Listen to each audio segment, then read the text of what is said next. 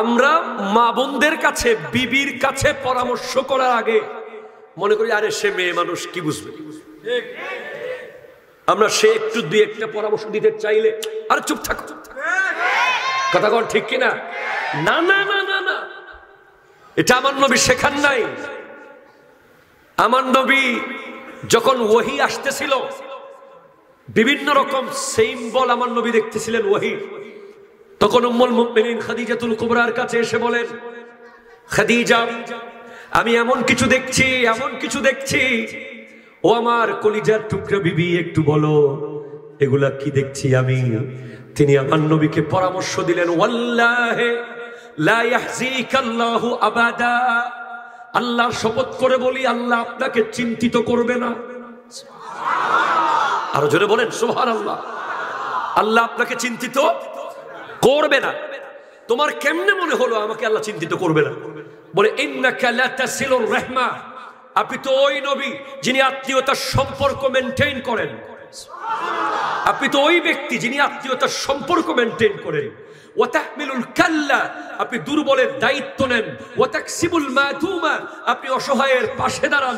ওয়া তাঈনু আলা নওয়াইবিল হক, আপনি যুদ্ধ বিধ্বস্ত আরবের পাশে দাঁড়িয়েছিলেন হিলফুল ফুজুল করার মাধ্যমে। তার মানে আপনাকে আল্লাহ কখনো চিন্তিত করবে না, আপনার জন্য উত্তম অসাধারণ কিছু আসতেছে। সেজন্য আপনার বিবির কাছে পরামর্শ নেওয়ার দরকার আছে না নাই? আরো জোরে আছে না নাই? আবার পরামর্শ নিয়ে বিবির ছবি ফেসবুকে দিয়েন না, কথা কন না ঠিক কিনা কন না? আমাদের দেশে খুব স্মার্ট কিছু লোকজন আছে যারা সোশ্যাল মিডিয়ায় নিজের বিবির ছবি না দিলে উনি খুব আনস্মার্ট মনে করে নিজেকে, নিজের বিবির ছবিটা ফেসবুকে দিয়ে দেয়, দুনিয়াকে দেখিয়ে দেয়, আর দেখা যায় ওই সংসার থেকে আর ভালো কোনো পোলা আইতেছে না। কথা কন ঠিক কিনা বলেন? বিবি লুকিয়ে রাখার জিনিস, স্বামী আর স্ত্রী ঝগড়ার জিনিস নয়। আমার দয়াল নবী এক ফোঁটা লবণের কমপ্লেইন কোনোদিন করেন নাই, আমাদের মাদেরকে করেন নাই। আমাদের তো অসংখ্য সংসার ভেঙে গেছে তরকারির লবণের কারণে, কথা কন ঠিক কিনা? লবণ কমাইছে, ওই যে মুশফিক আছে একজন, লবণ টবণ কমাইলে কইব বিবিরে তোমার বাপের রান্না শিখায় নাই, এই কথা কইয়া পুরা বরবাদ, ঠিক কিনা কথা বলে? সাথে সাথে বাপ মা ধরে কথা বলে না। আমার নবীজির সংসার আপনারা পড়ে দেখবেন, আমার দয়াল নবী পৃথিবীর সবচেয়ে বিজিয়েস্ট পার্সোনালিটি, যার থেকে বিজি ব্যস্ত এই জগতে না কেউ ছিল, না কেউ হবে, না কেউ আসবে। এত ব্যস্ততার পরেও প্রতিদিন সূর্য আকাশে উঠে যাওয়ার পরে আমার নবী বিবিদের কাছে গিয়ে সময় দিতেন। আর আমরা ল্যাপটপও গড়ে